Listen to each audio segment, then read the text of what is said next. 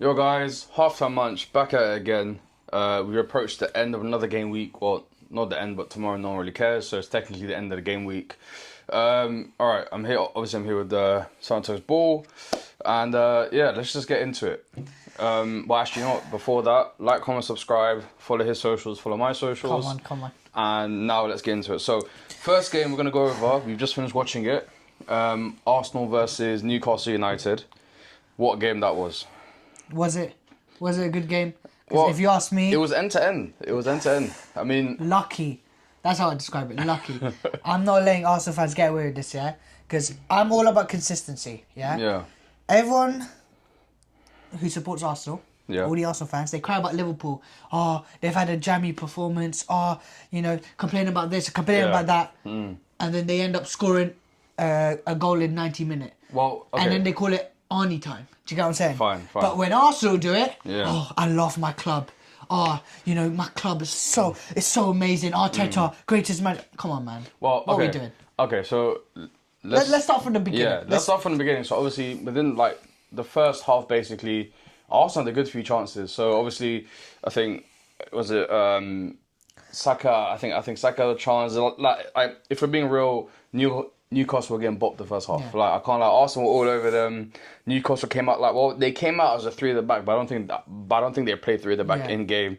It was a full back, but yeah, it was a weird first half. Newcastle weren't really switched on. I think you mentioned like the front line of Newcastle they weren't really connecting as well. Nah. I feel like they look stiff on the ball. I feel like, every touch that Joe Linton took, Anthony Gordon took, it just looked off. Yeah. Like for me, they just didn't look like they were playing at home. Like usually they come, obviously, starting hard and playing well at the beginning. But I feel like, Arsenal took advantage. Even though they were playing away from home, they were quite dominant in the first half. Exactly. And one thing I'll give credit to, which is the very few things I'll give credit to Arsenal, is Mikel Arteta's starting lineup. I mean, obviously, we criticised him for starting Declan Rice, Zubimendi and Merino, and we know how much he loves Mikel Merino. Yeah. But it's good to see that he actually went for this game. Obviously, coming back, this was, I think, he's lost 4 out of 5 games against Newcastle.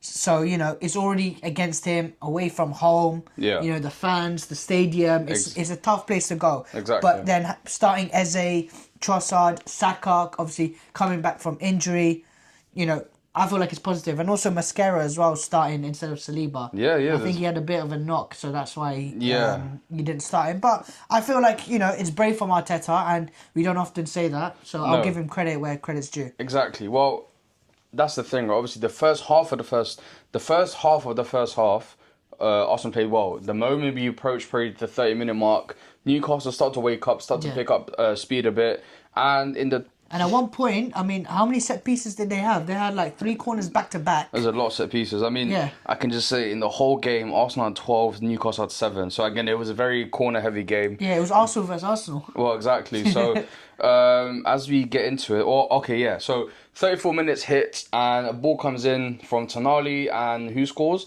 Nick Voltemade. Again, another header for him. 2 goals, I think, in 4 games, is it, or 3 games for Newcastle? Gabriel claiming that he got pushed. I don't know what he was doing there. He was getting all up in like Voltemade's face and stuff like, bro, like he barely touched you, fell on the floor, he tried to claim a foul. Like, yeah, it just wasn't happening. So at that point, Newcastle wake up, and now Arsenal 1-0 down. So we get into the second half, and I think this is where... Before we go into the second half, actually, there's one thing. 14th minute, Victor Gyökeres, penalty. Oh, yes. Nick Pope. Oh, yes. So now, I thought it was a pen. I mean, listen, take away your bias. That was probably a pen, right? Because I'll take away my bias, right? I'll be honest with you. I don't think Gyökeres helped himself. I think the way that he dived, I think looked like a dive. It made it seem However, worse. if I'm being honest, if that was Chelsea, if that was Liam Delap, João Pedro, and the goalkeeper had done that to him, 100%. Exactly. Because any bit of contact, I feel like is enough to take him down. Yeah. I just don't think that Gyökeres helped himself, but I can't lie. Look, I'm going to say it. I think Gyökeres deserved the penalty. Yeah. So Arsenal there were unfortunate for the first time, because let's be real, PJ Morel was busted. Yeah, I mean, because the thing is, well, like, it happened because it was a poor pass from Jacob Murphy. He tried to play it back into Nick Pope, and Nick Pope had no choice but to run out. He runs out and obviously hits contact with Gyökeres, and then obviously No pen there. So obviously off the bat, Arsenal fans are fuming. They're 1-0 down, and then obviously at the same time now there's no pen given. Now we get into the second half, and again this is where Arsenal pick up pace a bit more. Now they're making chances. And not only that, defensively as well, I feel like Newcastle slowed down a bit. Reason being, obviously, 46th minute or at half time, William Saliba came on instead of Mascara. Yeah. And look, I don't think Mascara had a bad game at all. I feel like he was pretty solid considering the magnitude of the game. Yeah. But I feel like when you need solidity at the back, Gabriel Saliba, I mean, let's be honest, the best defence in the league. I mean, yeah, exactly. We can't sit here and lie, but yeah, that's definitely the best defence in the league. So at least, again, this is where you got to give credit where credit's due. Arteta, you did well there. You held the back line. Look, we're 1-0 down. We're not going to concede another. Yeah. But let's push for the winner. Exactly. Well, yeah, so as we get to that, obviously now Arsenal more solid defensively. They start to push a bit more. Eze had a few chances. Obviously had one in the first half. Second half starts picking up more speed. So starts getting more chances. And yeah, I think Newcastle, I think that whole time they were just kind of pushing back. I mean, I don't really remember there being any like really significant chances for Newcastle. No clear-cut chances for Newcastle, I don't think. There was 3 shots on target. I mean, if you look at the second half stats, Newcastle had 0 shots on target. So I mean, like that again. That's the story of the second half. Arsenal had 3, Newcastle had 0. So off the bat, you could tell Newcastle were on the defensive. I think they were just trying to hold that. They were trying to hold the lead, right? Because at that point, listen. They took off Walter Made for Osula. Anti Gordon and for Anti Elanga, which is like for like. Yeah. But then they took Jacob Murphy off for Kieran Trippier. Yeah. So obviously they went a little bit defensive. Livramento with an unfortunate injury, I think looks like an ACL potentially. Yeah, I mean, yeah, his ligament fracture potentially. Yeah, his leg bent a weird way. So I mean, again, hopefully he recovers, well. But that's my boy there, man. But yeah, that wasn't a great. That wasn't a great one from him. And then obviously as we get on into the game, Arsenal are pushing, and now we get to the latter stages of the game. Or actually, no, sorry, there was another penalty shot, wasn't there? There was for handball. Yeah. For Anti Elanga kicked the ball whilst Saliba was. No, it was Gabriel. He was sliding and his hand was up and Elanga kicks it on his hand. Now I can't lie, that's a penalty. I mean, let's be real. Because the thing is, when you're slide tackling, like you're doing like. I don't know, it's a weird one. No, when your hand is up here. Yeah, I mean, it's probably... It should be a little bit low. I can understand if it's like up here. Yeah. Up there is crazy, man. Yeah, and I mean, I think the thing as well was that I think they gave it as a non-pen because it apparently came off his shin, but it didn't look like it did. It went straight, I can't lie, that's cap, man. So, yeah, Arsenal, look, cancels each other out. Exactly, yeah, I think they both got shagged either way. Yeah. So, yeah, there was that, and then obviously now we get into the 84th minute. Now, again... Newcastle score a header, so what do Arsenal do? They score a header as well. Ball comes in from Declan Rice and... The substitute as well. Yeah, Mikel Merino. Yeah. Substitute. So Gabriel Martinelli came on, Mikel Merino came on, and then later on Odegaard came on. And again, this is the squad depth that we've been looking for Arsenal. Yeah. Obviously, compared to last season, where they probably would have brought on...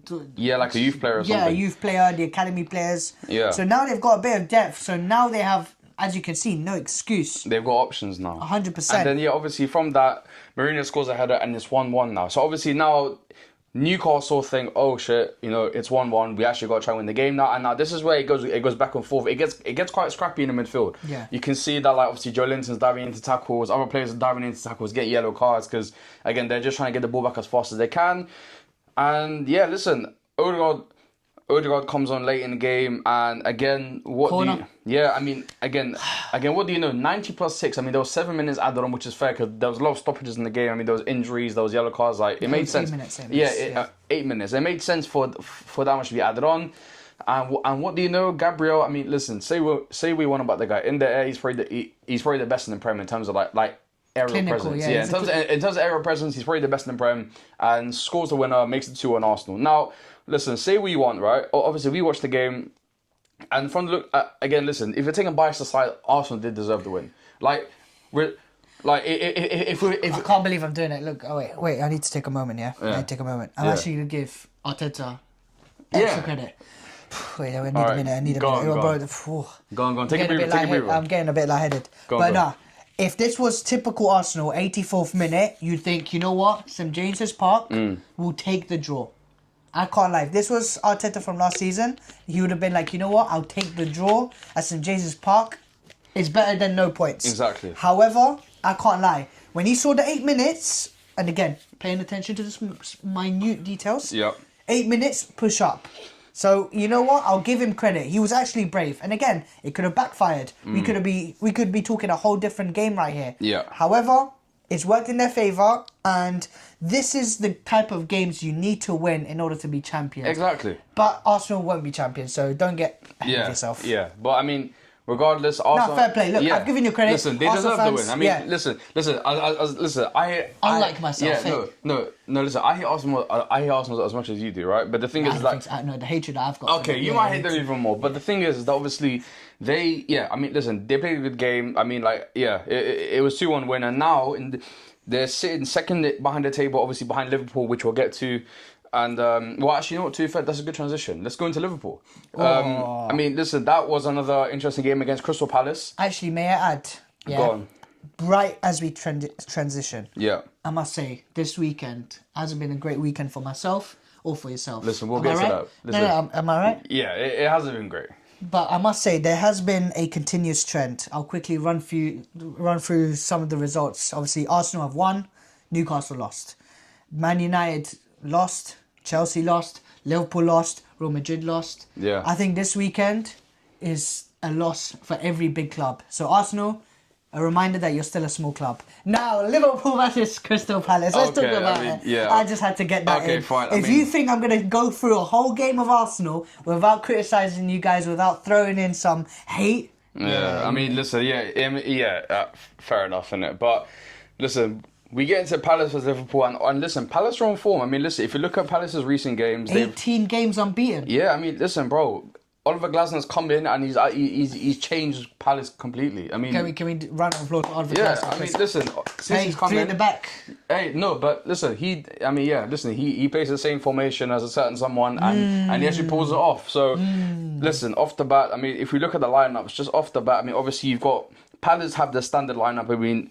Nothing too out of the ordinary. They've got their wing backs, they've got their striker, they've got everything there, right? And then if you look at Liverpool, I mean, listen, that's the Avengers right there. You've got Isak up front, you've got Verts, you've got Salah, you've got Gravenberch, you've got Van Dijk. I mean, listen, you look at that team and you think, bro, that's the Avengers of the Premier League, right? Like, they just have an insane team. But the thing is, I don't think the scoreline does it justice. Like, I think this sums up Liverpool as a whole. Like, they've obviously dropped their unbeaten streak now. Crystal Palace took them out. Yeah. However... That was not a 2-1 game. If anything, for me personally, Crystal Palace should have been 5-1 up in the first half. Palace had a lot of chances that game, A lot of chances. I mean, Mateta, he didn't put his shooting boots on today. I mean, listen, let's just look at the first half stats, right? Liverpool had 71% possession of the ball. However, Palace had doubled their shots on target. They had doubled their big chances. They doubled their XG in the first half. I mean, listen, if we're being real, Palace should have been up by a lot. And do you know who I want to give credit to? Who had a great game, in my opinion? Who? One player that, could be a United player in the future, depending on, obviously, if Almram's still there or not. Yeah. You guys need a midfielder. Yeah. His name is Adam Wharton. Adam Wharton. I mean, listen, again...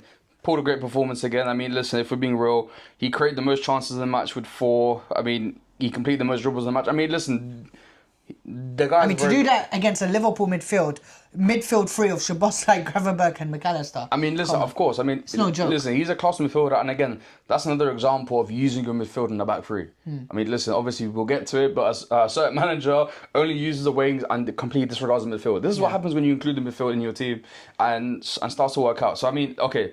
Let's just start with the game. Obviously, 9 minutes in, I think it's great hold-up play from Mateta, I believe. Yeah. Plays it into Ismail Assar, who, again, I think is underrated, and scores. And this guy loves scoring against Liverpool. Hey, listen, Ismail Assar, I mean, honestly, they got him from Watford a few years ago, and again, he's been a great player for Palace ever since. And yeah, they were 1-0 up within 9 minutes.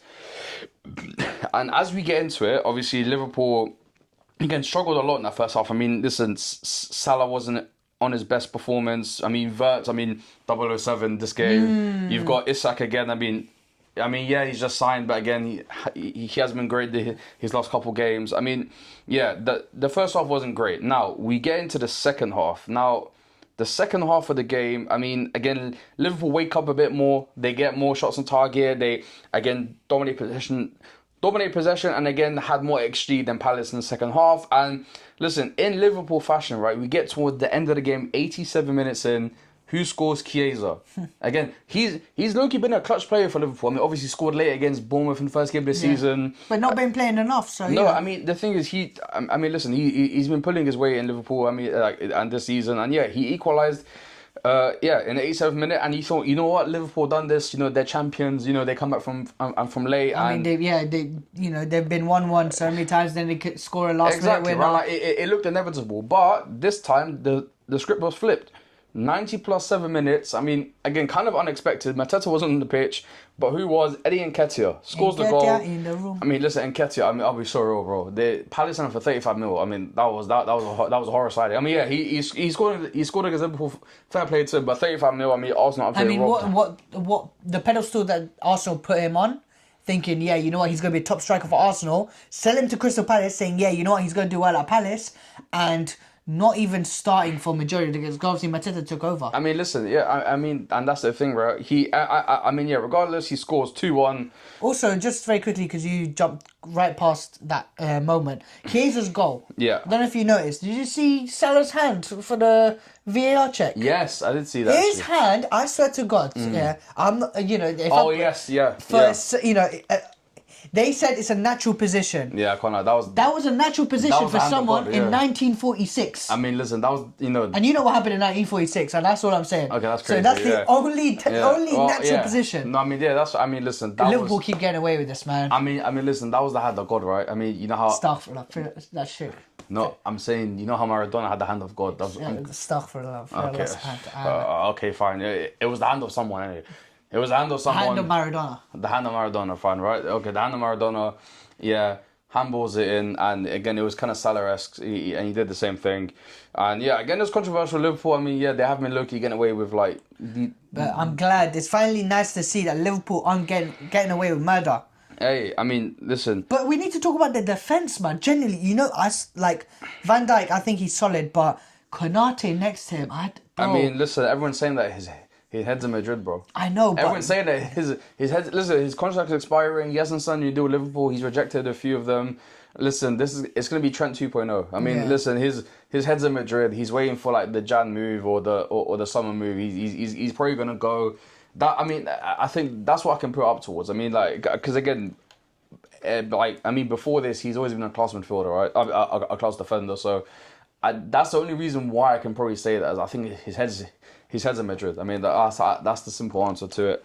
I mean, again, if we look at other performances, I mean, yeah, listen, I mean, Salah got a 6.0 rating, again, not great. I mean, this season, he's been kind of off and on, hasn't been great this season, 6 rate. I mean, he's grabbed a few GA, I mean, which is what he does, but I think, yeah, he's been kind of falling off a bit. I mean, not falling off, he's been slowing down in the last few games. And I think, I don't know whether it's slot system, or I don't know if it's a case of just, I guess, Salah getting older. I mean, he's 32, 33. I mean, at some point you are going to slow down. Yeah. So, yeah, Salah has been great. I mean, and then also as well, I mean, we need to talk about Lil Uzi Verts as well. Yeah. Lil Uzi Verts. I mean, bro, listen, I said it at the beginning of the system. I said it at the beginning of the season. You've been signed for 100+ million, brother. I need double. Yeah. We're 7 games in, you've done nothing. Brother, I'm sorry. Like, listen. And for this great Liverpool team, if you're playing for Crystal Palace, I can understand it. But this is what I mean. Your price tag. Because, listen, if this was a Manchester United midfielder signed for this kind of money, do you know how much pressure he would be under? Yeah. He'll, like, again. He'll need to be the sporting director. That's what I'm saying. As well as the coach, as well as the player. It's crazy how the pressure is different. Like, again, if Verts signed for United for that same money, bro, and he got 007, bro, he would be getting absolutely killed. Like, he's, like, again, obviously people are criticising him, but no one near the levels of, like, it feels like another club. Like, it's crazy. But I feel like the reason why, which I don't agree with, but what paints over the pavement is the fact that Liverpool will be winning. Yes. If Liverpool had been losing, like I feel like this is a game where people will realise, oh crap, Verts is on 007. Yeah. But because Liverpool have been on an unbeaten streak, they're top of the league. No one's paying attention. People are like, to it. okay, you know what? Fine. Verts can have a stinker for 7 games. It's because they've been winning. Yeah. However, if they go 5 games on the bounce without winning, and Verts has a stinker, then trust me, that 100 M's. I mean, listen. Think about it this way. They have £200 million plus players in the squad. I mean, the only other team I can think about is you guys. Yeah. And again, obviously, you guys are. And the thing is, you men are different because you might have midfielders. And C as well. What, 100 million plus where? 100. They were 100 million plus players. I mean, No. Haaland. No, but they didn't sign for 100 mil. Oh, fairs. Oh, that's maybe sign players. No, I'm saying like I'm saying sign for that price tag. Oh, fairs. Yeah, they got lucky. They just sold their 100 million pound player to Everton. No, We're the most. I mean, we got 2. That's it. Yeah, no, I know. But Declan Rice. But I'm saying that those guys are like midfielders, deep midfielders. If you're talking about Wirtz and Isak, they're towards the up end of the pitch. They're meant to. But we don't have anyone either. Huh? We don't have anyone that expensive. No, I know, but that's what I'm saying. You guys have midfielders. Yeah. They have attackers where they should be doing more. Yeah. That's what I'm trying to say I essentially. hear Isak, for example, again, he's played a couple of games this season for Liverpool, but again, hasn't been that great either. I mean, like I said, I can give Isak benefit of the doubt because I know his quality. Wirtz, there's questions about you, brother. Like the thing is, we know what Isak can do in the Prem, and again, look, it's not good the way he started. Yeah. But Wirtz, people claiming, he's one of the best youngsters in the world, etc., etc. Which he was. But again, Bundesliga tax. No, 100%. You can go there and do X amount in the Bundesliga.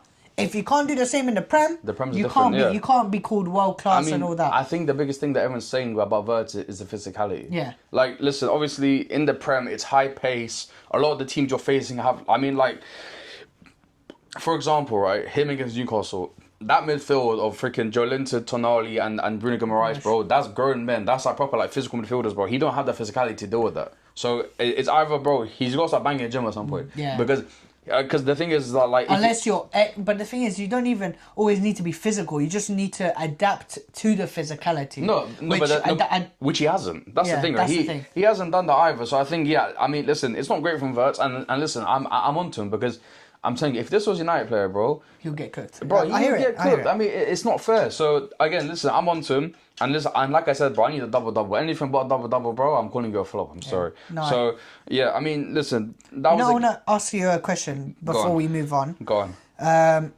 Obviously, if you look at that Crystal Palace team... Yeah. Obviously, very, very similar to Man United. Yeah. I just want to ask you, and let's be truthfully honest. Yeah. You can quickly go one by one. Yeah. How many Crystal Palace players are fitting into Man United's current team? If I'm being real, probably a lot of them. I mean, goalkeeper, easy. 100%. Defenders, maybe not. I mean, maybe Gay, but okay. I'll probably take my other ones. Wing backs, 100%. Midfielders, 100%. Attack, what was it? My 2 10s, I'll probably take them over, and then I'll probably take Sesko because of the potential. But like obviously there are a few players that 100% like. I mean, listen, the keeper midfield. I mean, I would take those in a heartbeat, and the wing backs. I'll take them in a heartbeat. And the goalkeeper. And yeah, exactly. So, I mean, listen. Obviously, it's the same formation, but they play a different way. Which is why, listen, it's gonna get interesting now because obviously Amarim is under pressure. Obviously, we'll get to. We lost to Brentford and this week, and listen, if he's not sacked. If he's not sacked in the next week, right, it will be like in the next month he's gone. Like I'm sorry to say, because if we don't win that game, then he's guaranteed gone. And listen, Glasden's probably top of our list because one, he plays the same formation as Amarim does. So again, the transition won't be as bad, and he plays it in a better way. So again, there might be a faster fix rather than if we get someone like a Xavi or like a Iraola. That's the thing. It's like, are you gonna go from obviously 3 at the back, then 4 at the back, and then 3 at the back, and then he's got signings for a 3 at the back team. Exactly. And then when the 4 at the back manager comes in, it's harder. You'll sack him, and then he'll have his signings for the 4 at the back for the next person. And that's the thing, it's a vicious cycle. So I feel like, listen, if there was any gaffer to go for, Glasden's the guy. I mean, listen, if we look at the table real quick, I mean, listen, Palace are 3rd in the table. Yeah. I mean, a fair play to them. It's I think they're still unbeaten, right? Like they're literally like quite. They are unbeaten. I think they are. Yeah. I mean, if we look at that, I think. Yeah, they're unbeaten. And they're unbeaten. So the only team that's unbeaten. And the thing is, listen, if they carry on the way they go, this might be like a Forest situation. Yeah. You know how last season Forest were like, listen, they were overperforming. At one point, they were like guaranteed Champions League. Obviously, they bought it towards the end, but I mean, listen, Palace could be on the run. And listen, I would not be surprised if in the next month or two, Man United go, listen, come over here. You know what I mean? Take us. Give you X amount. Exactly. So, I mean, okay. Speaking about gaffers. Actually, wait, I want to throw in a fun fact. Go on, what's your fact? Go on. What is the national, or what is the animal for Manchester? Do you know? The animal that represents Manchester. They've got an animal. I don't know, like a fox or something, I don't know. No, it's the bees. And I'm not even joking. You got stung by the bees. Brentford 3, Man United 1. Okay, yeah, I mean... 12:30 kickoff, and I enjoyed it. Okay, you know See what? I did there? No, fair enough. I mean, okay. But it's actually true, though. Okay, allow it. Anyway, just like listen. That was a great... okay, cool, but I did the 3-step okay, of but this. listen, you're here with me this week as well, so don't do that. I know, but I'm having my moment okay, right now. cool. I'm just saying. Okay, yeah, cool.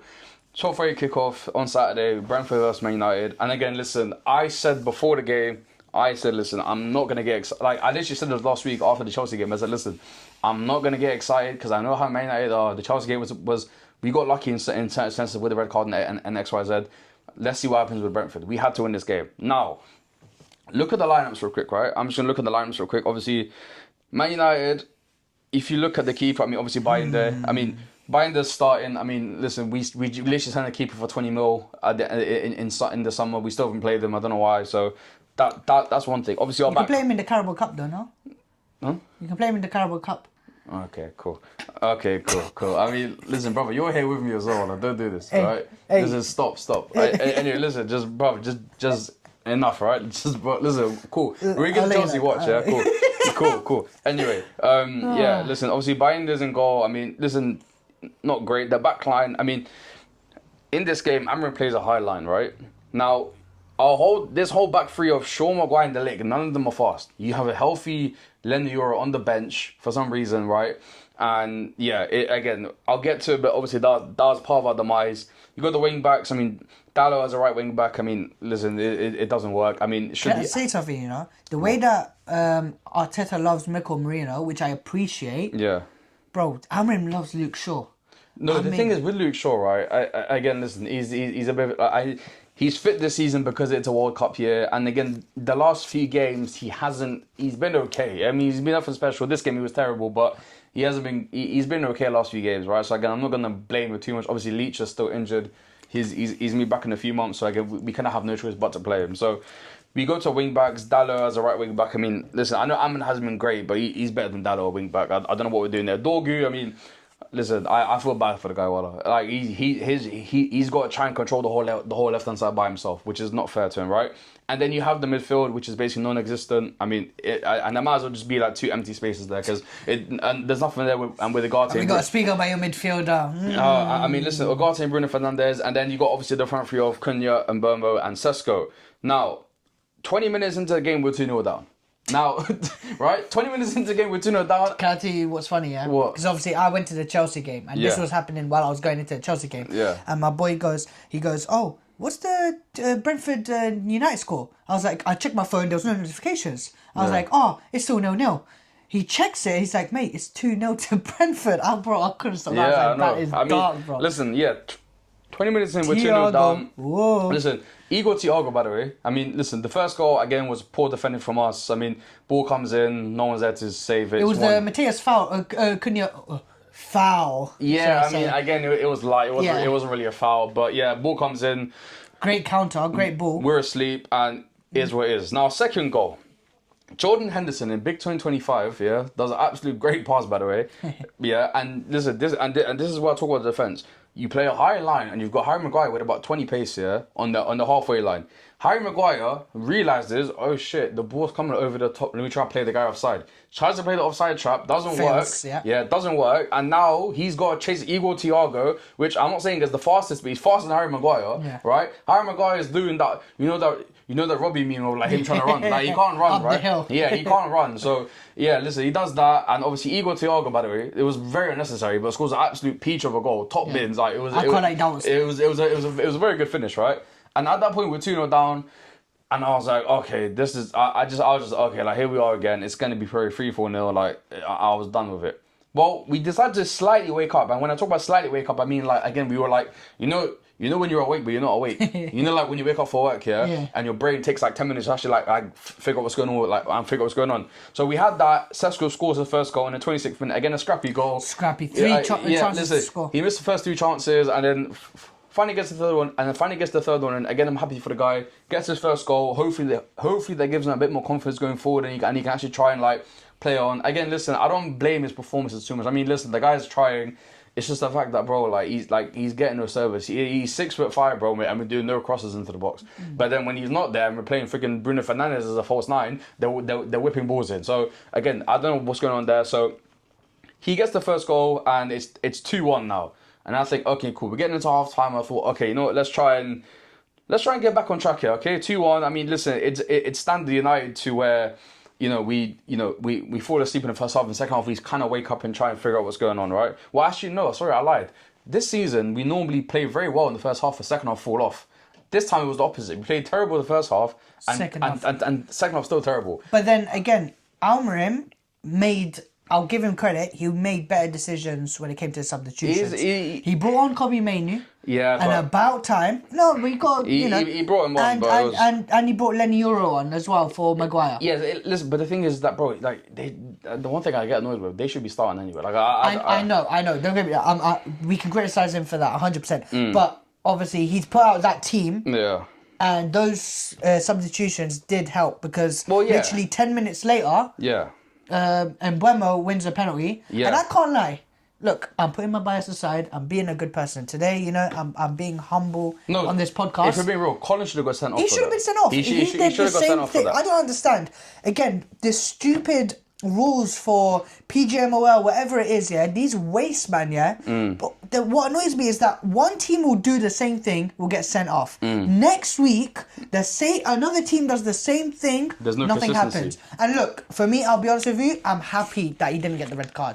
It works in my favour. Manchester United lose. However, if he got a red card, the game changes. Obviously, Bruno Fernandes misses the penalty. Yeah. But then, even if he did miss the penalty, you guys would have been obviously one man up. Yeah, and with 20 minutes left, there's still a chance, right? There's still a chance. But that penalty, by the way. Okay, So, let's get to the penalty, right? Bruno Fernandes obviously screwed us over against Fulham, where he missed the 2 pens missed in London. Yeah. Listen, he misses against Fulham, and then obviously tries to make it back against Brentford, and again he misses. Kelleher makes the save, and listen, brother, I'll be sorry with you. Listen, saying salam alaikum. No, I mean, listen, I've been said that. I've been said that we should have got rid of him in the summer. Kefalik. I mean, listen, brother. Listen, Bruno Fernandes, obviously, he's been the best signing since Fergie. And I wouldn't deny that. Again, he's probably been the best player for the last God knows how long, right? Best signing since Fergie? 100%. Oh, over Ibra? 100%. Oh. Bro, Bruno Fernandes for the last 7 years or however long he's been here, he's... Huh? He came in COVID. Huh? He came in COVID. Yeah. 7 years. Okay. Chill out, Ola. Okay, what? Man's movie it's 2027, bro. Brother, it's 2025. When was COVID? 5 years. Okay, 2 years off. Kill me. What? 2 years off. Okay, sharp. Anyway, listen. Listen, bro. Widening semantics, bro. Get your mathematics right. Anyway, listen. He's been listen. Anyway, the last 5 years, he's been the one guy that's been carrying us for however long. However bad. Even last season, right? We were terrible, and he saved us in a lot of cases, right? But I've been said it, bro. We need to just try something new because, bro, the guy. First of all, he's not playing in his optimal position. He's not really a centre mid like that, right? He can do a job there, but he's not proper centre mid. And yeah, bro, he's 30 years old, and Saudi offered 100 mil for the guy. Bro, I don't know why we didn't just bite their hands off and say, bro, take the guy. 100 mil, bro. With 100 mil, we could have signed probably freaking Baleba and Adam Morton with that extra money added on top. We could have signed a whole new midfield with that money. So I don't know why we did. I don't know why we didn't do that. Obviously, he's missed a pen, and yeah, from that point, I thought, okay, listen, there's 2-1 down, and yeah, I was like, listen, game's done. Obviously, they took off Igor Thiago and brought on Jensen. I thought, okay, listen, they're parking the bus now. Fair enough, right? I said, in my mind, I was like, listen, bro, just boys, let's not make this worse. 2-1 is what it is. We're shit. No, we get to added time, and Jensen scores an absolute worldie, by the way. I mean, listen, obviously I mean, when you say worldie, Bayindir should have done better. No, he should have done better. Down the middle, let's be wrong. I mean, but listen, Bayindir, I mean, bro, listen, at that point, there's no one in there. But listen, he scored a worldie. And listen, it's 3-1. And Yeah, I mean, brother, listen, I've been said it. I'm fed up with this gaffer. I mean, Forget about the game now. Talk to me about Ruben Almiron. okay, I mean, listen, I've been said it, bro. I mean, listen, the guy, listen, I blame him and I don't. I blame him in the sense of, obviously, listen, bro, he's stubborn as hell. The guy refuses to change his formation. He constantly goes into press conferences and goes, he constantly goes into press conferences and goes, I'm not going to change the way I play. United hired me for this side of play X, Y, Z. But brother, if you're losing 3-1 against Brentford, for the love of God, at least make at least tweak it a bit to where we can at least do something in the game. Brother, he's doing it's same shit, different day. He's not changing anything. He's keeping everything the same. He's playing the same players. He's it don't make sense. And then also, I mean, and then also, yes, it's the players' part as well. I mean, obviously we have no keeper. Like, listen, if you look at this, if you look at the lineup here, you might as well put that as nothing. Put that as nothing. At that point, we're playing with like 7 players or 8 players, whatever we're playing with, right? Like it's non-existent. So again, I kind of put the blame on the players as well. But it's Amra's job to figure that out, which he's not. And listen, again, I told you, I will not be surprised in the next month if he's gone. He should be gone. I mean, listen, if I'm Jim Radcliffe and Ineos and I'm looking at this, bro, how can you justify it? Yeah, listen. Even his biggest supporters, like freaking leave and ride the storm, bro. He's off the storm now. He's done as well. Storm's it's called off. No, but I get this. What I'm trying to say. It's like, bro, there's no justifying it. We've given him 8 months, right? We've given him enough time to where you should at least try and implement some sort of style of play to where something's happening, bro. Nothing's happening, and this is why I say, bro, we cut our losses now. The season's still salvageable. If we carry on like this into December and Jan, and then sack him, bro, we're gonna be like. We're gonna be 15th again. Yeah, we're gonna be 15th again, and the season's done in Jan. I'd rather we just cut our losses now in October or whatever, and then sign Glasner. Which, listen, he'll come if we offer him enough money. He'll come. I mean, I'm hearing Xavi shouts, but I'll be real. I can't lie to you. I like Xavi, but Tiki Taka and Prem, come on, man, let's leave it, right? Glasner can play 3-4-3. He's done it in Palace. Palace are undefeated right now. Like, again, it just makes sense to sign the guy and at least try and salvage something from the season. Because, bro, the way we're going now, this is relegation fault. I genuinely think if we carry on the way we're going, we will genuinely be battling with the other teams for relegation. Which I'm not even joking, because last season we were saying relegation. This year I'm talking about I'm saying relegation. Like it could be a thing. Right, and again, like, call me negative, call me whatever you want, brother. Listen, we need to make a change at this point because it's just not going to work. So can I say a fun fact? Go on, what's your fact now? Go on. Okay, so Sunderland now have 11 points. Yeah. Manchester United have 12 points since the start of April. Yeah. Sunderland started playing in the Premier League in August. Yeah. Uncomfortable conversations. No, I mean, listen, again, that's what I'm saying to you. Listen, we have not been great. And listen, I don't know if people are still justifying him staying. I don't know how he can, because it's just poor now. So obviously we have Sunderland next week, which we're probably going to lose that game as well. I mean, I'm sorry, but I've got zero faith. They're probably going to bop us like 3-0. I'll be so real, like, bro. The way Sunderland are playing, bro, I would not be surprised. And you know what, bro, again, I don't wish us to lose, but if we do, bro, I'll be glad low-key. Because then we can finally get the guy out of the way, and then we can actually try and figure something else out. Whether it is Glasner or Xavi, because those are, I mean, I've heard Gareth Southgate shouts. I swear to God, if we get Gareth Southgate as a gaffer, brother... Yeah, that'll be class. Brother, I mean, Graham Potter's now available, so... No. Because I'm seeing Gareth Southgate shouts, and that's scaring the life out of me. Brother... What the hell are we doing? At that point, just bring back freaking Ollie. Bring back Ollie at that point, because if you're gonna do that, bro, might as well bring back Ollie. So yeah, that's the way we are. And obviously, as we carry on, let's talk about yeah. I mean, listen, we're 14th on the table, but obviously, someone who's 1 point ahead of us, Chelsea. I mean, obviously, not great yourselves. 3-1 loss against Brentford. Can I say, the speech against Brighton? The speech you've gone through right now. Yeah. Genuinely, you could flip the script, and genuinely, you think you'd be talking about Chelsea. I mean, listen, because I have some flipping talking points to talk about. I mean, listen, obviously you were at the game. Yeah. I mean, you were at the game and you watch your boys get bought 3-1, which is crazy. I mean, obviously you had drinks, whatever you had. Hold on. You want to numb the pain a bit. Enough. No, hold on. I mean, no. Let me analyze it. Let's stop it there. No, let's you can analyze it. Still lost. No, what you just said. No, I want to analyze what you just said. Yeah. You went to the game and watched your team got bought. Yeah. When was the last time you went to see United? Many months ago. Okay. How many times do you go see United? Not enough. Brother, listen. Yeah, allow it, you London fan. Okay, so allow it, stay humble, yeah? Listen. I'll tell you this right now, right? He's the king of like deflecting. He will never actually attack the actual point, even though, yeah, listen, you man lost 3-1, yeah? You lost 3-1 to Brighton. Obviously, they were a bogey team. And listen, you man ain't been great in the last few games either. I mean, listen, you man are in the same form as us, by the way. Okay, now, you know, fun fact. Oh, go on. I've got a fun fact, yeah? What's your fact now? Go on. Chelsea Yeah. have had a red card in 4 out of 5 losses in all competitions. Whose fault's that? I'm just saying, Whose fault is that? Whose fault's that? The players themselves. Oh. But however, what? Chelsea haven't lost a Premier League game 11v11 in 7 months. Jesus Christ. Subhanallah. That's all I'm saying. You men are Arsenal fans. Hey, bro, I'm you're moving like an Arsenal fan. You're moving like an Arsenal fan, bro. Stats are there. Have shame, I told you have shame. Don't be an Arsenal fan. Just Take because the you're loss 14th. like a man. Take the loss like a man. I'm just saying. I'm just saying the facts. We lost. Listen, don't do an Arsenal fan thing, bro. No, because bro, if Arsenal fans lost that game against Newcastle, do you know how much I'll be crying? You're doing the same thing. Stop crying, bro. Red cards, this and that, bro. You man. Did we not get a red card? Yes, but that's your fault. Oh, did I say it wasn't? It's your team's fault. Robert Sanchez killed a man last week. He killed a man last week and he got red. And then your boy, yeah, regardless of whether he had to or not, he got another red card. So that's your man's fault. Bro, you can't talk about, but we have 11 men.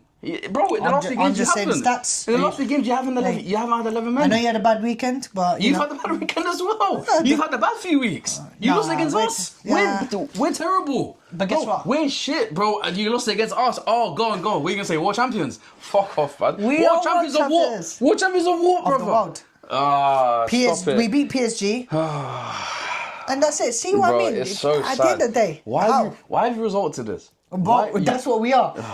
We are world champions, regardless whether you like it or not. Okay. Now, let's get into the game because you are yapping a bit too much. Oh, I'm yapping too much. I haven't been speaking. So starting off, so I'm going to talk about the first half here. Oh my God. And I can't lie, we were very dominant in the first half. Brighton did not look like they were in it at all. I don't even think in the first half, if you look at the stats, they weren't even in it. They didn't even have a shot on target. Like, we looked comfortable. The only issue was after we scored the first goal, Reece James crosses it in, Enzo Fernandez box crashing, scores the goal, lovely jubbly. We saying justified money or not? For Enzo Fernandez, absolutely not. It's not worth 100 million. That 100 million, look, like I said, he pisses me off some weeks, but as soon as he starts kissing the badge, I love him. But he is not. But he shows very small glimpses. Like, you know how Paul Pogba was in the sense where, for example, shut your mouth. Let me talk. Don't even do that. No, let me talk. Let me finish the sentence. Yeah, go on. Shut your mouth. Yeah. Go on. He wasn't at the same caliber as Paul Pogba, but in the sense where Paul Pogba, when he was playing well, if you compare to the days he weren't playing well, same ratio as Fernandes. He'll probably have 1 in 8 games where he plays well. But it's just Paul Pogba, that one game is absolutely world class. That's the only difference. On his day, that's what I mean. Yeah, he's one of the best in the world. But I'm talking about the ratio. One of the best in the world. Yeah, I know, but I'm saying the ratio between him, Enzo Fernandez having a good game and Paul Pogba having a good game, in comparison when he doesn't, it's the same. Yeah. It doesn't happen often, but when it does, unbelievable player. Now, box crashes, he scores, not worth 100 million. Okay. Cool. Now it's 1-0 at this point, and again, 24 minutes into the first half. Oh my God! I can't lie. For me personally, I didn't even see this. Jesus. Bro, let me get into. Bro, let me get into it. Thank you. Bro, let me get into it. Yeah. Oh my God. So, and bear in mind, you lost the Brentford as well, so let's stay humble. Yeah. Anyways, literally. This is my segment. I'll let you talk. We're in the same train, brother. I'm just saying, we're in the same train. Go on. Bro, I'm in first class. So you're in economy. Go on, split game. Anyways, yeah. So 24 minutes go. We score, and I'm there like, you know what? 1 goal is never enough. With Chelsea, it's never enough. Yes, we're at home. It's against Brighton. If you check my video, check Santa Talks Ball. Cheeky plug there. I said, Minter and Mitoma are going to cause problems. I can't lie. Reece James and Kukurea had them on lock. I didn't even know they were playing. However, second half comes in. I'll be real. I was enjoying myself, grabbing some drinks, you know. I thought, you know what, let's get into it now. As soon as I come out, I sit on my seat, I'm seeing VAR checking. Checking what? A potential red card. Let me tell you exactly what happened. Andre Santos doing a bit too much at the back. Loses the ball. And I can't remember who was ahead of him. May have been Minter. And then Chalobah was right behind him. And he did what naturally any defender would have done, is try and get the ball. But instead of getting the ball, he got the man. So for me, it was definitely a red card. That changed the game. Now, this is where Chelsea fans split in opinions. People blaming Trevor Chalobah. I can't lie. You guys are absolute muppets. Because if that was any other defender, any other player, it's a red card. It doesn't matter. Yeah. Andre Santos should never have been in that position. Now, this is where I see the similarities between us. The only similarities. Only. Now, Enzo Maresca, you bold prick, yeah? Here we go. You're 10 man down again. You got battered by United the week before when you're 10 man down. You lost your head. You got rid of Esteval. You got rid of Pedro Neto within 5 minutes. And we completely lost the game because of it. Now, what do you go and do? First substitution, you bring on Josh Chempong. And I hear it. And I can't lie. I think he's a good player. I think he's decent. He has a lot of potential. However, he's still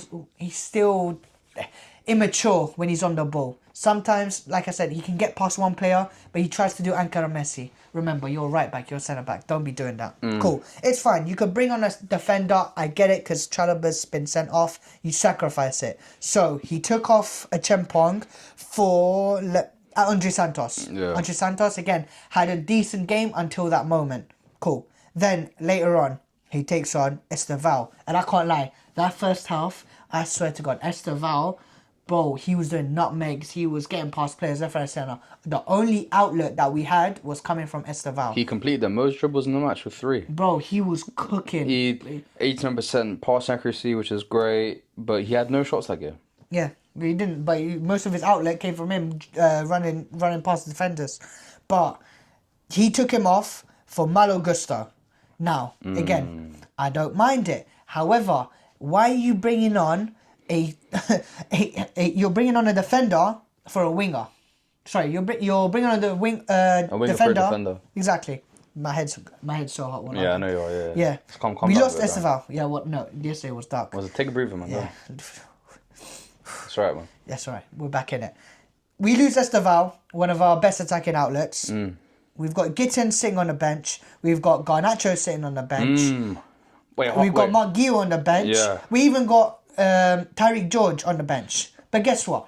Dorian, you can have your digs at Garnacho later. No, it's not even that. I want to ask like a genuine question, yeah? You man spent £100 million on 2 wingers, yeah? Yeah. Like, no, Can I have my moment and then you can ask as many questions? No, it's just a question. I know, but right now, I'm in the flow. Let me say what I need to say and answer your question, because wallah, I've got so much to say about this stupid bold prick, yeah? So, 63, yeah, wallah, it's dark, yeah? It's okay. Oh my God, bro. Who is that ball so much? Anyways. So, he takes him off, brings on Gusto, and they're like, cool. Gittins is on the bench, Garnacho's on the bench. I'm not a manager. I don't have qualifications. No. But I can see, why would you... 1-0 down, 63rd minute. Why are you going defensive already against Brighton? And they've been bopping us. As you saw, they were bopping us because we were 1 man down. Yeah. Otherwise, they were not in the game. And then, later on, 79th minute, he brings on Badiashile. He brings on Romeo Lavia. Yeah. 2 players that have just come back from injury. Yep. So now you got rid of Hato, you got rid of Pedro Neto, another attacking outlet for you to go full defensive. Yeah. So now you've got Reece James, you've got Badiashile, you've got Chempong, you've got Cucurella, you've got Caicedo, you've got Enzo Fernandez, and then you've got a huge gap, and you've got João Pedro. Yeah. So once again, João Pedro is left by himself up front. And then what happens? 77th minute, we concede. Danny Welbeck, Gusto. Uncle, man. Shout out Uncle. Gusto, he let past Minter for the first time this game. Reece James had him on lock. Gusto, all he did, let him go on his left, cross it in. And if anyone's going to score a header, it's Danny Welbeck. Signature goal. You can't go wrong. Yeah. Cool. 1-1. I'm fuming. Okay. Again, No substitutions. Yeah. Garnacho was warming up. Gittins were warming up. Now they're sitting on the bench. Why the fuck he's sitting on the bench? Bring them on. What was the monetization, man? No, well, I've lost it. This is my moment. come on, what up? You swore like 50 times. No, that's the shit though. F is different. No. This means more. Go. Now, you're not bringing on any wingers. We've got João Pedro drowning in the deep end. Bro, there's killer whales, there's great white sharks. Well, he's by himself. And everyone has to sit in defensive. And you think, cool, 1-1 against Brighton, it is what it is. Then you see 11 minutes because there was VAR checks, there was fighting, there was head kicks, which Minter, you were begging it, I can't lie, for that penalty. But then... the Kuiper comes on and then 92nd minute scores. Wallahi. What player, man? Wallahi. Again, check my vlog. It is out. You'll see I have no reaction. I have no words to the goals that we just conceded. And the worst thing is, so dead inside. Genuinely, my soul was crushed. Because I'm there like, how do we go defensive, park the bus and still concede? And then, again, when you think things couldn't get worse, 8 minutes later, we concede again. Danny Welbeck. Aye. A mistake from Joshua Chempong. And yeah, for me, the players yesterday, didn't show any passion. They didn't show any passion apart from... passion? There's no passion, there's no vision. The only players, Cucurella, Caicedo, Esteval, and João Pedro. Enzo scored a goal for you. But he's no passion from him. He's just a passion merchant. Yeah, I know, but there was not enough passion from him. Like, usually he's there. He was worried about fighting people. I can't lie. Maresca, there is blood on your hands. There is blood on your hands. The reason why is because I don't know how you can keep messing this up. Our fan base are already screaming Maresca out. Hey. If you was to ask me the question, go on, ask me. No, but okay, you done with your rant? Ask me if I'm Maresca. No, I know. I'm just saying like. No, I'm not done. If you ask me if I'm Maresca in or out, I'll say I'm still Maresca in. Reason why is because I blame 50% Enzo Maresca for being so stupid and so naive, and I blame the owners for not backing this bozo. But yeah, you go on. You can ask the questions. Okay. I'll dig in. No. Okay, first of all, not backing. Slight under. I mean, he's been backed. No. Because in the sense where he asked for a centre back. They didn't. No. Don't say he's been back because he bought players. Buying Gittins and Garnacho, selling Madueke, who we literally brought up to be a decent winger, and now we have to do the same thing for Gittins. Okay, so Garnacho, same thing. Cool. No. We'll go through this. No. Mark Guiu, we brought back as from Sunderland. He's not sniffing any minutes. Yeah. Tyreek George, we tried to get rid of him to Fulham. He's still here with us. Yeah. And again, look, there's not one attacking player was brought on. Okay, cool. So, just on that, yeah, because I'm genuinely curious here. Do you think Enzo doesn't rate Gittins and Garnacho because they've been on the bench a few games now? Shall I be honest with you? I don't think he rates them because, bro, if you... No, I don't think... No, shall I be honest with you? And I would genuinely, after the game, I took a nice hot shower and I was just deep in life. I was just deep in, what has... come to this because I watched my team lose for the first time live. Like, this is dark. This is a deeper moment. Yeah. But for me, you know what I think? We've got the youngest. I think we've got the youngest squad in the league, right? You probably do. Yeah. Got the youngest squad in the league. I don't think Maresca trusts these young players. Well, I mean, hear me out, right? No, Hear me, like, that's not crazy to say. Because for example, right? Look at Hato, for example, right? As you said, before Chelsea, sell him to me. Just sell him. Before he went to Chelsea, Hato was probably the hottest centre-back prospect right? in Europe, right? He was Ajax captain at like 17. Yep. Like, he, like when you talk about wonder kid centre-backs, right? He was probably the guy. 100%. Yeah. And now, he's not only a centre-back, he can play left-back. So that covers 2 positions. So, he comes to Chelsea now, barely plays, probably gets a few minutes cameos. This is, I believe, his first start for Chelsea. And before his first start, I heard they're trying to loan him back to the Eredivisie. Yeah, because apparently Maresca don't rate him or something. Yeah. Don't rate him. Cool. So you bought a centre-back that Maresca don't rate. Then you've got Garnacho. The whole PR with him against Manchester United, Love for that 40 mil, by the way. Yeah. Love for that. Appreciate it. We love bad business. Yeah, appreciate it. But then again, Out of all the games, everyone wanted Garnacho to play against United, turn up, score a goal, etc., do the whole shebang PR. Storyline, yeah. Storyline. But guess what? He didn't even get a sniff. Not even coming off the bench. Again, waste of money there. Why would you spend 40 million for a winger that you're not going to play? Gittins as well. People already turning against him. So again, how much did he cost? 60 million? Not 50-ish, yeah. Well, let's round up to 60 because I want to violate. Now, I have no problem with Gittins. I have no problem with Garnacho. I believe Garnacho was in a toxic environment and he can even make or break at Chelsea. Gittins, again... Sancho reincarnated.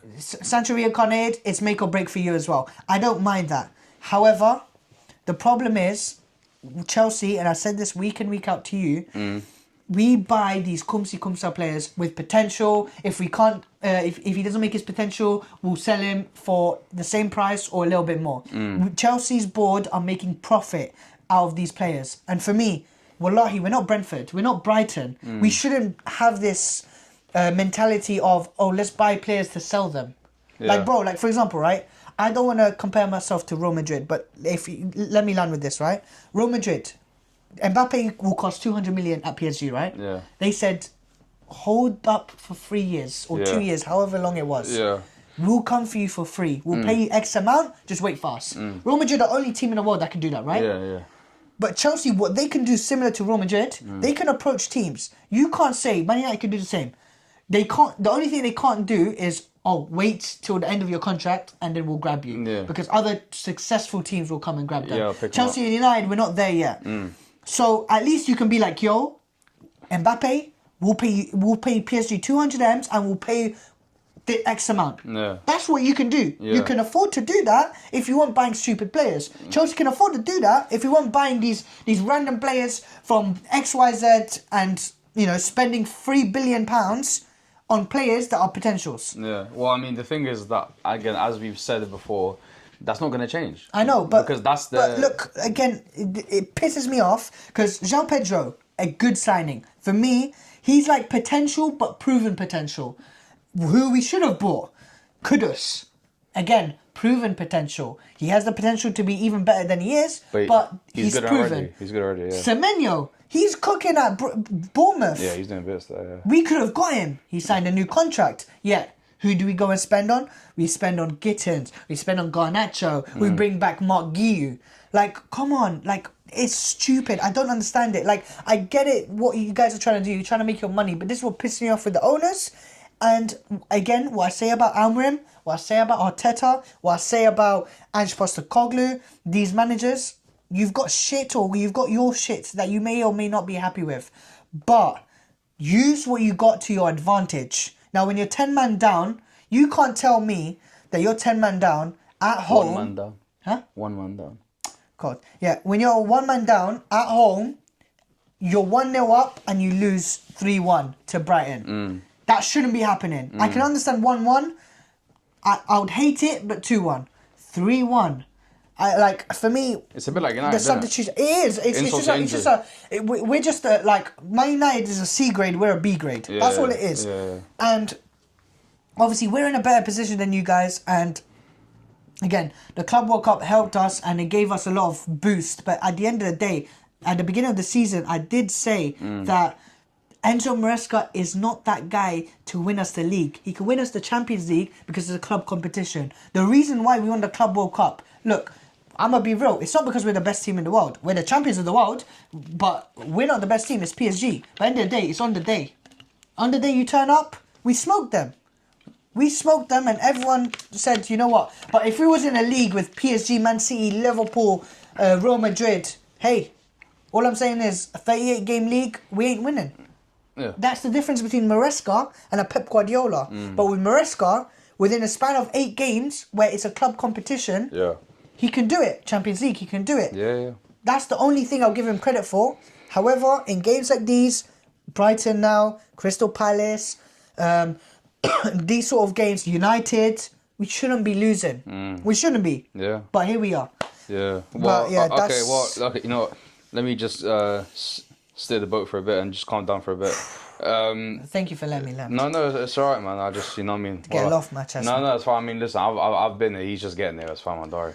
Yeah, man. You know, from world champions to this, goddamn, it's dark. But yeah, I mean, if you're looking at Chelsea's next couple games in the Prem, you've got Liverpool, which is dark. No, we're cooked. Yeah, and I said it. And then you got Forest after, which you Whoa, know. whoa! I know we're talking about the Prem.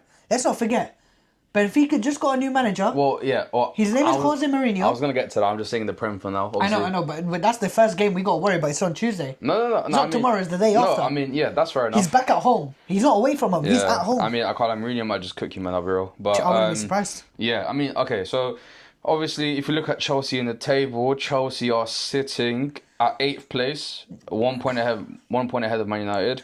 The only thing is, I won't look at the table now because it's 6 games in, but I will look at the results. We can't, obviously... I mean, yeah. I mean, okay, obviously it's still early in the season, but it's interesting to see, obviously, because, listen, towards this point, the table's starting to somewhat take shape a bit, right? Like within the next couple months, obviously things can still change, but from the way things are looking now, it's not looking great for Chelsea. But, yeah, I mean, listen, that's enough ranting from me and you. Let's talk about some other games where... some people won. Let's talk about Man City versus Burnley, for example. I mean, that game was a guaranteed winner, for being real. By the way, I can't lie, yeah. Look, I'm a big hater. I don't want Arsenal winning the league. Oh my United days. ain't gonna win the league. Don't worry, we'll go into that. We'll go into that. I don't want Liverpool win the league. I don't want Arsenal win the league. United won't win the league. Yeah. The one team I'm rooting for right now, because I know Chelsea are gonna win the league, is Man City.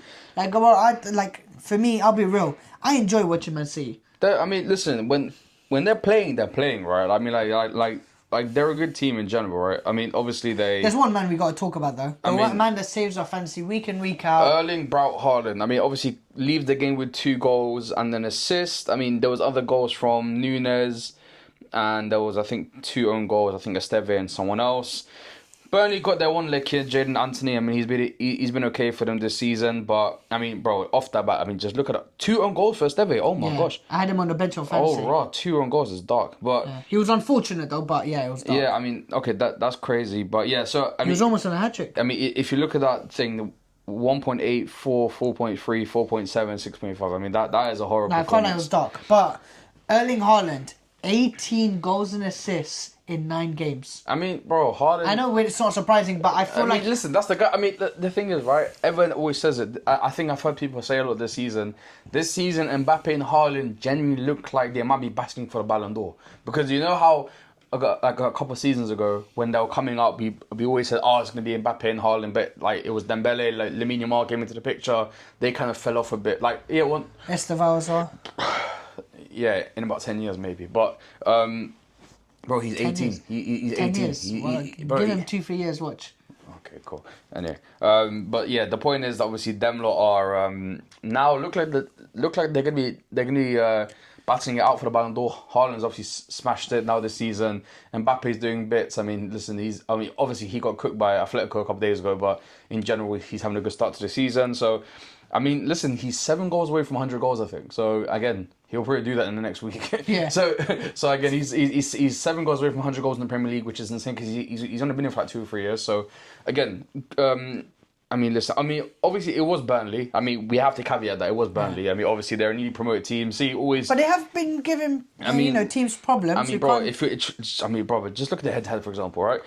Obviously, they beat them 5-1, 3-1, 3-0, 6-0, 2-0. I don't want to say Burnley is City is Burnley's bogey team, but I swear to God, whenever you see Burnley City, you just know it's going to be a thrashing. It was a bit like you know, like Norwich. Yeah. City always used to cook Norwich. Like it's always that one team where they just go mad. So again, I'm not surprised. I mean, obviously we said Haaland had a great performance. I mean, one person I want to shout out as well. Again, my boy, the person who I love and adore for Man City. Many people don't rate him, and that is Doku.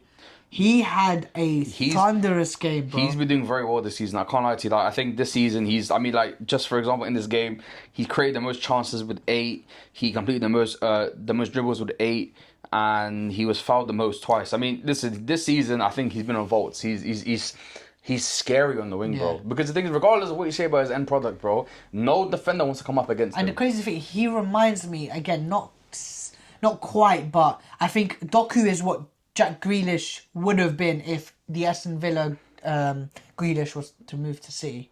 like that attacking defenders going in. I mean, that's what Pep was. I'll compare him to another player actually. Go on. Another City player that left. I'll probably say Sane.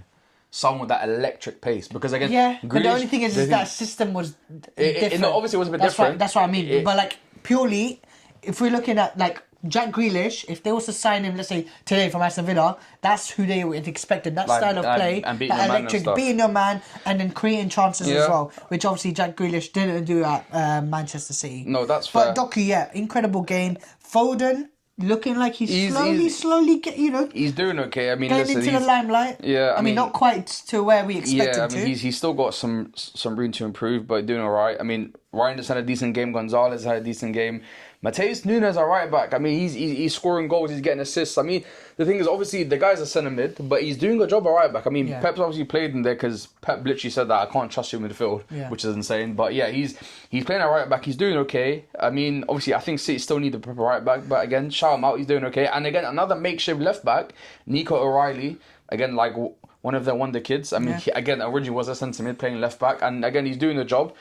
I mean, and the one thing I'll say about Pep is that Pep, like he's good at kind of transitioning players to like certain positions. Again, it's mostly from like playing players in fullback. I mean, obviously Vardiol went into left back, did a good job. Zinchenko at one point went to left back, did okay. You know what I mean? Like he's good at like moving players about. So I'll give him that. And then obviously who else had a you gotta remember I know he's still injured, so you know. Yeah, I mean that's the thing. I know he's still injured, but I'm gonna be so real. You know, my City winning the league shout probably doesn't sound too bad. I mean, so if you think about it, Liverpool haven't been in the best of form, but they've been winning games. Yeah. Man City have now slowly picked up form. Yeah. Arsenal obviously picking up form as always. But, you know, they've got a few games ahead, which I think are quite favourable to Manchester City. I mean, the thing is, they have a decent run ahead. I mean, they've got Brentford, which they should win. They've got Everton, which they should win. They've got Villa, which they should win. They've got Bournemouth, which might be a bit tricky. And then they've got Liverpool at the beginning of November. So again, they have... The month of October should be... Yeah, I mean, listen, if they play the way they're playing, obviously, it's a good shot for them to actually be top of the league, for example, right? So, I mean, yeah, to be fair, that's kind of basically everything in the City game. I mean, listen, obviously, Burnley, there's not really much to say about Burnley. I mean, they're probably going to go down, so... Yeah, no, I agree. Yeah, I mean, but there's nothing... One London team that I want to talk about... And there was one funny moment. I don't know if you saw it, but let's quickly just dive into it. Tottenham versus Wolves. Yeah. 1-1. I mean, obviously... surprising 1-1 because it's not a 1-1 that you think. No, I mean, listen, Spurs obviously they've started off the season, you know, okay. I mean, they've had a few wins here and there. I mean, they've done okay. I mean, Wolves, on the other hand, have been absolutely horror. I mean, bottom of the league, I think they're on 2 points now. I think like they're... Well, actually, you know, let me just double check. I think that may have been their first point, if I'm not mistaken. It is their first point. Their first point. Like they've literally got their first point. So I mean, they've been terrible this whole season. But yeah, interesting game. I mean, obviously. For me, I can't lie. You know, it says he Kudus got 6.5, but for me, watching Kudus that game, he's a great player, man. I like Kudus so much, man. Like it's such a shame from West Ham to Tottenham. But genuinely, this guy was cooking, man. He was so good. I mean, Richarlison, again, okay. For me, it has to change. I know some people, Jugador, want to rate him and call him a superstar and all that. No, that was scary. I know, but you know, he called him at one point a superstar as well. But for me, they need to have Dominic Solanke up front, man. Yeah, I mean, the thing is, I know he's still injured. No, but I'm trying to see when is he back though. He should be back early October. So I mean, next week or the week after. The one thing I'll give Spurs some sort of leeway. I mean, bro, look at the injuries, bro. Kulusevski's out until early November. Madison's out for the whole season. Basuma's out until early October. Solanke's out until early October. Kolomani's out. I mean, no. Well, not to make it about myself as well, but let's talk about the injuries that Chelsea had as well. No, because if you wanna. But when I... Brother, it's common. But when I... No, look. If you look at the injuries. Bro. So, look at the injury list. We had Buonanotte suspended, Colwill injured till late April, Tosin injured till mid-October, Fofana injured until early October, Cole Palmer till mid-October, Asugo till late December, and Liam Delap till mid-November. Okay, but the thing is, what was it? Fofana don't count though. The guy's always injured. Like, can't. But you don't, bro. The guy's fit for like 2 games a season. He's fit for like 2 games a season, bro. 1 game a season, it don't matter. But anyway, listen. I mean, bro, you'll just be listen. So I have to make it about the world champions. No, listen. You're becoming what you hate. You know that. Yeah. You're becoming what you hate, which is it's bad. But anyway, listen. They have some injuries, and again, obviously, it's not helping them. I mean, that's why they're playing kind of like a makeshift run free of like, you know, Bergvall on the 10, Richarlison striker. Like, obviously, they've got some things to move around a bit. But, yeah, I mean, I don't know. It's one of those games where, I mean, I didn't really watch it. I know that Pellegrini scored apparently he scored That's what I want to talk about. I can't like that finish was so clean. Hit on the volley, bottom corner placed. However, bro, you know, I don't know if you saw his celebration. He ran. I'm not criticizing celebrations. He won one. I mean, not ideal, but you know, better than a loss. His first goal for Spurs. Yeah, was it? Oh, is it the first goal for Spurs? No, I'm sure he scored. Okay, I don't know. I believe so, if I'm not mistaken. I just assumed there was. I don't know. Anyways, scored his goal. Takes off his top. Bro was tensing, running, celebrating, and cool. Nothing wrong with that. Went to the interview room. They asked him, "How happy were you with your goal?" Do you know what he said? What? I wasn't happy. I hear that, man. I wasn't happy. Bro went full out with the celebration. Keep people on their toes, bro. And you got to keep people on their toes. He's cooked, man. But yeah, nah. Tottenham, yeah. I mean, okay. Topsy-turvy, if you ask me. Yeah, I mean, listen, the thing is, they're still 4th on the table. I mean, like, again, they've got like they've had a somewhat decent start. I mean, you know, we'll see where they go. I mean, I think they're still, I mean, again, Thomas Frank, I mean, listen, people don't really, well, I think some people might have forgot that, bro. It's like he's barely been a Spurs manager for a couple of months, and he's done a decent job. 7-8 games? That's what I'm saying. So again, like 2 of them being friendlies. And that's the thing. He's like, what I would say is that, listen, obviously this wasn't a great performance from them, but bro, he's 4th on the table. He's a few games in. I think just let him cook for a bit. You know what I mean? Yeah, so no. I mean, Tottenham will be exciting. I mean, who's their next game against? Their next game for Spurs is Obviously after playing Bodo Glimt in the Champions League. Yeah, they've got Leeds. I mean, Aston Villa. I mean, yeah, Leeds, Villa, Everton. I mean, they've, you know, doable. Yeah. I mean, they can do okay there. But it's the history of the Tottenham. Yeah, I mean, that's the thing. That's the only thing. And again, just quickly on Wolves. I mean, listen, obviously got their first point of the season.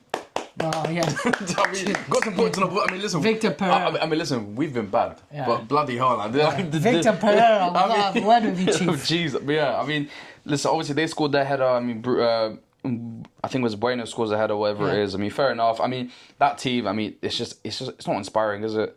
I mean, you got Sam Johnson. I mean, brother, he so he was at West Brom. He was at West Brom. Blimey. Obviously, he was at United. I mean, cool. like again. Blimey, mate. I mean, Strand Larson. I mean, this brother's probably gonna leave it at the end of the season. I mean, he's too good for them. 100%. So he's probably gonna leave. I mean, it's just there's nothing special in the team. So I mean.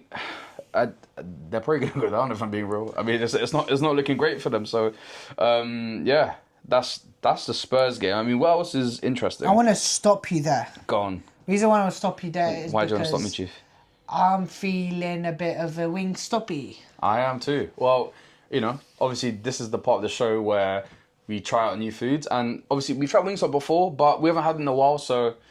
This is us trying revamp, refresh, you know. You know? Get taste buds happy again. Try some new things out. So obviously this is us trying Wingstop, and see you after this. Yo guys, so into the food segment. Now we're back at home. Again, schedules haven't allowed us to go out yet, but we will do in future episodes. But today, what do we have? Oh, I mean, this one here, I can't lie. Turned the tables for me personally. Hey, listen. You brought it back to life for me. It's a UK staple. At this point. Wingstop. Good old and, Wingstop. You know, before we dig in, I'm going to give you a little bit of backstory for the fans at home. Go on. Me and my boy, we had this for the first time, and I can't lie, I picked the wrong flavour. Yeah. And after that, I said, I'm never going here again. Yeah. My boy Miro said, nah, second chance, revive, redemption. Second you know what chance. I'm saying? I was like, you know what, Fez? Let's try it. And I can't lie, ever since then, I'm dead at Fez, man. Hey. Staple, man. Listen, man. Picked the wrong flavour, man. That's what I'm here but for. yeah, generally, it was up there, one of the worst flavours I've ever had of any type of food. Like, I wouldn't feed it to the homeless. What flavour did you have? It was mango habanero. I know a lot of people like it. Jenny, wallahi, I eat anything. It's probably that and the branch, to be fair. You put it out like a bad Piccadilly, branch. no, it was Piccadilly. That was prime Wingstop. Fine, the only fine. store they had. That was the Fair first enough, one. Fair enough. Yeah, before Harry Pinero went there and got sponsored, you know, if you look young Philly and them things Yeah, there. Before that, we went yeah. there. Bro, food connoisseur, you know how it is. But Let's dig in. Okay. You've got a set of fries. I've got a set of fries. Thank you. Obviously, signature sauce for me personally. I know a lot of people like the blue cheese. No, the ranch is but good. the ranch is where it's at, Ranch and is I don't elite. think there's anything better than the ranch. All right, so let me have a go at the chips. What chips did you get? Did you get the Wingstop style? I got lemon pepper. I think this might be the lemon pepper one. God. Still, but try the Wingstop style. See how it is. And I've got the lemon pepper here. A bit of a sweet taste. It's a sweet taste in the Wingstop style. Lemon pepper obviously is the standard, good old lemon pepper flavour. I don't know about you, genuinely, yeah? It's one of my favourite chips of all time. The Wingstop It's really good. flavour for me, I like the sweetness. Genuinely, like, if I'm having Wingstop, it's because I'm craving the fries. Genuinely so good. But talk us through, what flavours of chicken did you bring for us? So, we've got 8 boneless, we've got 3 tenders. For the boneless, I went for, I believe, lemon pepper and Korean barbecue. So let me give the lemon pepper a go. See how that tries out. What's it saying?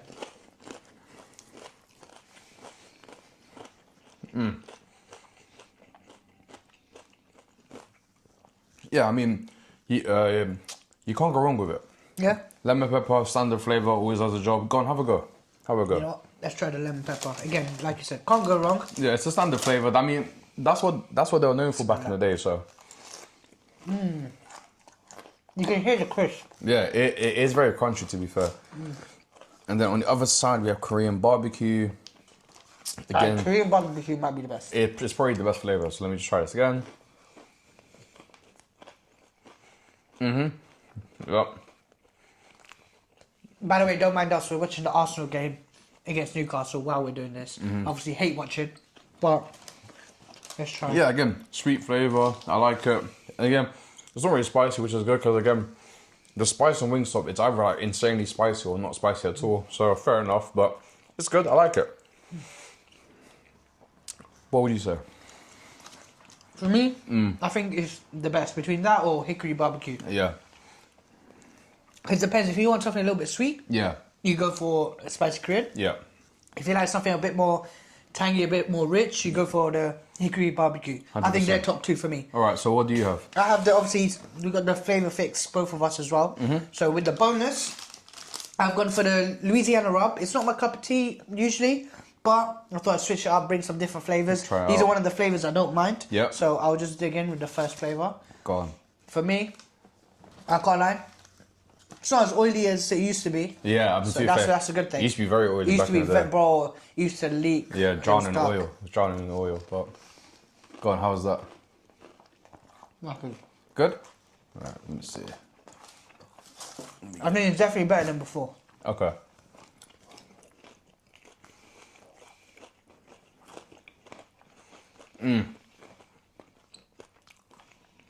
Good, no? Again, I like it. It's a bit of like a salty flavour. Again, Exactly. bit of spice in it as well. And then for the second flavour, I've gone for hickory barbecue. Okay. And you know what? This time I'm going to try with the ranch. Yeah, give it a go. And for me, like I said, I love the ranch. You can't have Wingstop without the ranch. 100%. There you go. All right. Locked in. Let me see.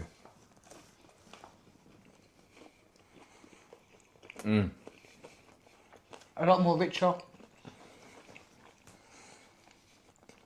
Yeah, I love it. It's more of that standard barbecue flavour, innit? It's The classic. Yeah. Yeah, spicy Korean's a little bit different. But this, I feel like sometimes you need just classic Bossman barbecue. That's more traditional, isn't it? Yeah. It's more of a traditional flavour, so No, definitely. 100%. And Alright. now, for the tenders. On to the tenders. What do we have here? I mean, you've gone for garlic parmesan. Mm-hmm. I didn't want any of the other flavors. Like, you have original, I think it's boring. Yeah. Atomic, I don't want no Megatron Tukti. That's fair. Mango habanero, staying far away from it as possible. Hawaiian, I feel like it's too technical. Like, well, I keep chicken simple. That's like going like too far. Yeah. Oh, what to say from Nick Pope, by the way. Aye. But yeah, dig in. Let's try the parmesan. Let's see. Because I can't lie, the garlic parmesan, the smell straight away. Wallah, don't have this at work. Your breath is gonna be honking.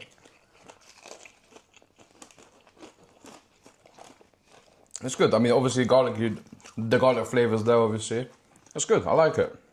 Yeah. I wouldn't say it's my favourite, but it's okay. Can't go wrong, but I feel like you can't have too much of these. Yeah, I feel like they're overpowering. Yeah, I feel like you'll feel a bit icky if you have like a lot of them in it. But no, it's not bad though. I like it. It's not bad. And obviously you've had the spicy Korean. Mm-hmm. So now I feel like let's rate them. Let's go for ranking. So obviously starting off with aesthetics. Yeah, I mean, just look at that. I mean, obviously, it's always very well coated. I mean, the sauce does a good job. I mean, yeah. And considering its delivery as well. Yeah, but I will say sometimes the ones with like the sauces on it are a bit messy, but No, I can't lie, I love it. in general, solid. I would give it like a 7.5.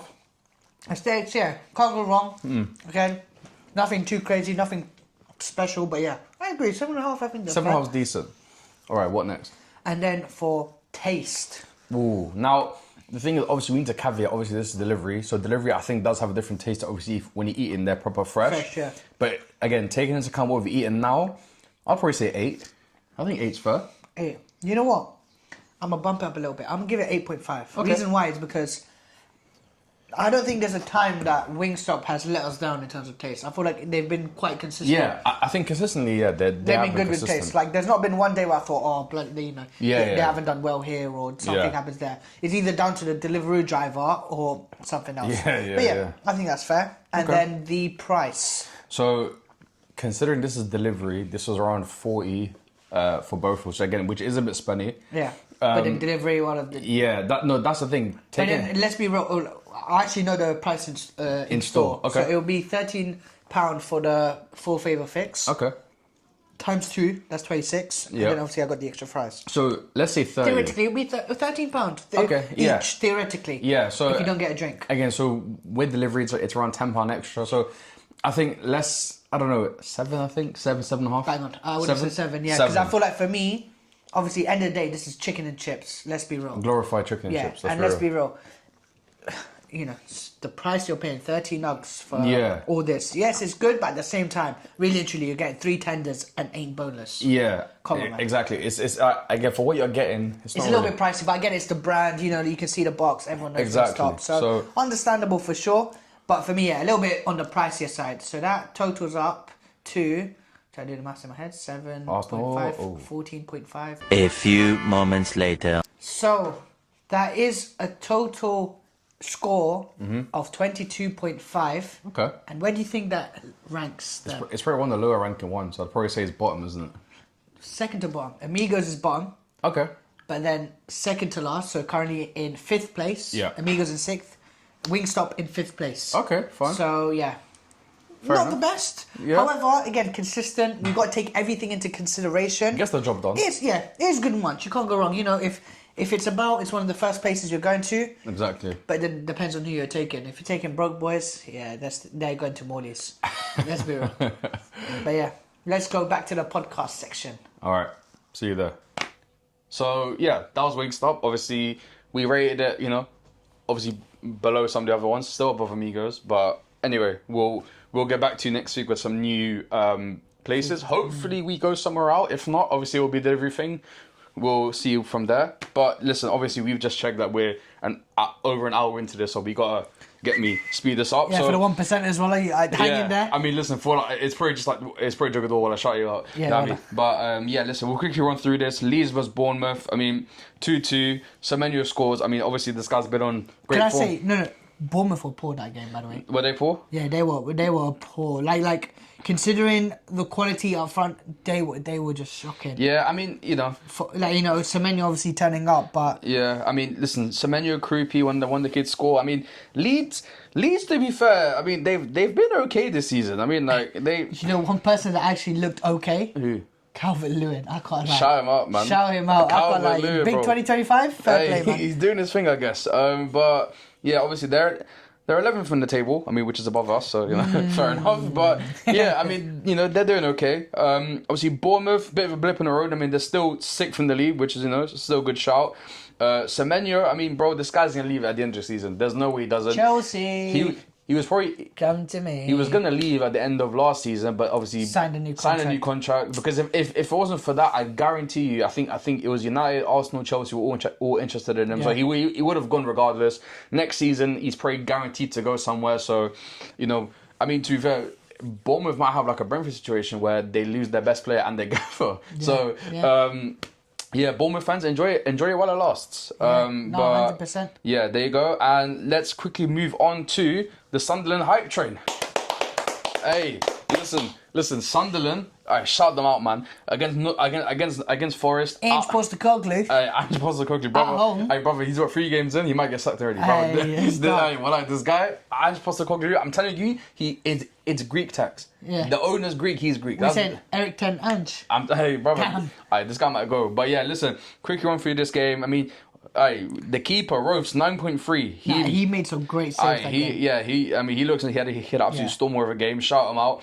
I mean, bro, listen, Granit Xhaka with the assist. I mean, old man Xhaka, he's 32, 33. He's still doing it, man. I mean, listen, I think the signing of Xhaka, because I've seen some interviews with like some like Sunderland players, and they're all like, bro, the moment we see Xhaka come in, like we have to step up, X, Y, Z. And again, it's a great example of signing those kind of big noticeable players, which like for example Won't be expensive. Exactly, and which, for example, if Chelsea signed that kind of type of player, right? You have Thiago Silva, which we did. No, that's what I'm saying. Like, if you sign them kind of players, the younger players see that and they want to strive towards that. So it's clearly paying off. I mean, Love that you brought up Chelsea again. Love for that, man. no, I'm just saying. Yeah, just kick a man when he's down. No, I'm just saying. It was a good example. He's already dead. No, but I'm saying it was a good I example. know, but he's already dead. Hey, listen, we're both dead, brother. It's fine. But yeah, listen. Obviously, he gets his assist for Alderete, scores a header. Shout him out.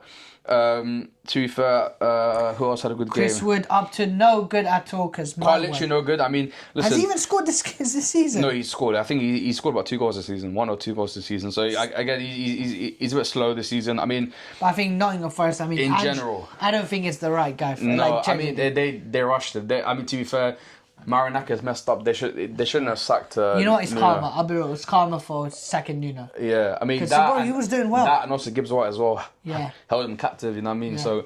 There's that, and then also the next Manchester United midfielder got a 7.7 rating as well. Elliot Anderson, did well. Good one.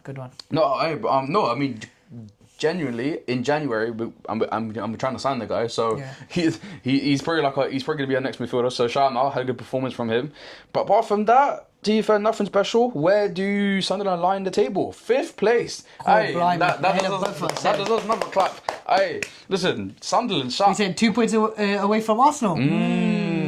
Ahead of Chelsea. Ahead of United. Oh, we know that. We know that. Yeah, let's we know. But yeah, anyway. And the final game, one to wrap it up. It is Aston Villa versus Fulham. Hey. Played today. Aston Villa scoring 3 goals. Hey, that deserves a round of applause. Aye, Aston Villa. I swear to God, you'd think it was the Champions League final, Club World Cup final, the way that Unai Emery celebrated all those 3 goals. Aye, fair play to him, man. Bro, hey, listen, when you're in a goal drought, fair enough. I mean, listen, you got goals from Ollie Watkins, John McGinn, And Buendia. Buendia. I mean, yeah, fair enough. I mean, obviously, at first, Fulham scored early with Raul Jimenez. I thought, oh, it's raps for Aston Villa, man. Yeah, I mean, listen, from the looks of things, they didn't have a great game overall. I mean, I'm seeing 5.9s, I'm seeing 6.8s. I mean, nothing great. But if you look at Villa's perspective, Morgan Rogers gets his first assist of the game, of the season. Digne gets a good assist at left back. Ollie Watkins finally gets going. I mean, freaking... Thank God he did. I mean, because the guy was taking ages. Obviously, you've got a man like Mateusz Cash, obviously doing his thing at left back, obviously at right back. Yeah, I mean, fair enough. I mean, shout out Villa. Where are they in the table? They're right at the bottom. Let's not lie. Ooh, no way. They've been stinky, bro. And the thing is, Fulham actually played 16th, yeah. better in that game, in my opinion. But Yeah. they just weren't clinical enough. Yeah, for me personally. Yeah, I mean, fair enough. It's a 3-1 game. I mean, Fulham are still in a decent position as well. I mean, they're lying 10th again. 10th, but as expected. Yeah, they're like fair a enough. mid-table fighting. Exactly. But Not surprised. But yeah, I mean, that wraps up everything. That wraps up the And Prem. as we do on half-time munch fashion, when we wrap up everything, tie it up, we need to put the cherry on top with some fantasy football. Yes. And I can't lie, I'm going to start with this one this week. Go Only on, reason have being a because go. I want to give you some credit as well. Go on, have a go. So, you know what? I didn't have a bad game week, but it could have been better. Let's be honest. I mean, to be fair, mine could be better as well. It could have been, but Yeah. you still got one player to play. But let me go through my team. If the Cervicini is going to let Actually, me. oh. There you go, lovely, jubbly. So, I currently end on 64 points, assuming that there won't be any added points after this. But Donnarumma 2 points after conceding that equaliser against Burnley. I'm not surprised, but it was unfortunate.